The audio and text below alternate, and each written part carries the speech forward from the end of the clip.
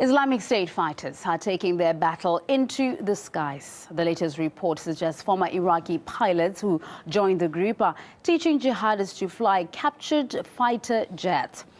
Now, this is after the Islamists moved ever closer to the Iraqi capital surrounding the city of Ramadi, about 100 kilometers just west of Baghdad, as you can see there on this map that we're showing you right now. But in Syria, it seems that the lengthy siege of the city of Kobani seems to be finally breaking.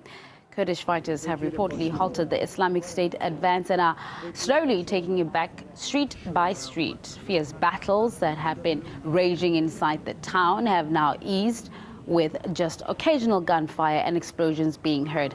As RT's Murad Gazdiev reports. The Kurdish defenders are reportedly sweeping the city of Kobani, clearing away the last isolated pockets of jihadists still there. According to our source in the city, a leader of the Kurdish fighters, he says the going is very slow because of all the suicide bombers, the mines and the booby traps left behind by Islamic State fighters. In fact, we can show you where they are. They're in those buildings at the eastern fringe of Kobani, hiding in the basements and in the ruins. The bulk of their fighters, though, have withdrawn behind that hill where they're continuing to receive reinforcements from nearby areas. It's unclear what they'll do next, whether they'll risk attacking Kobani again and sacrificing more fighters, or accept a defeat here and withdraw. The siege of Kobani began in mid-September. For an entire month, the Kurdish defenders withstood the onslaught without foreign help on the ground. Syrian observers say more than 370 Islamic State fighters have been killed, with the Kurdish death toll just short of 300. Refugees fled from the city and surrounding villages, with more than 200,000 civilians crossing into Turkey. And the US-led coalition was forced to step up airstrikes against the jihadists. RT spoke to a journalist living nearby who's just returned from the conflict zone.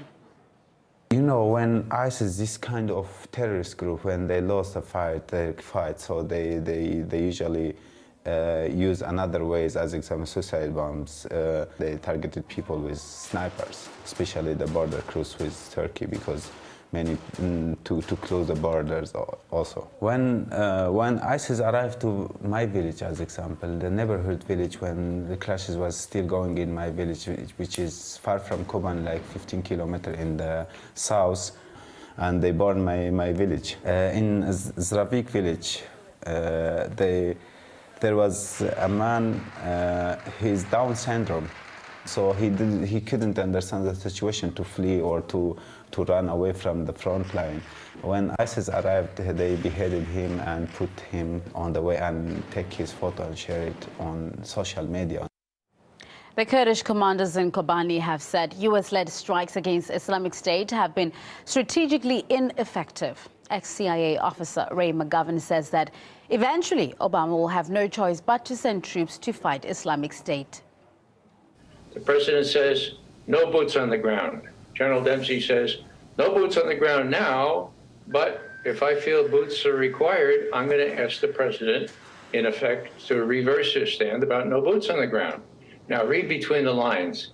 Dempsey knows full well boots on the ground are going to be required.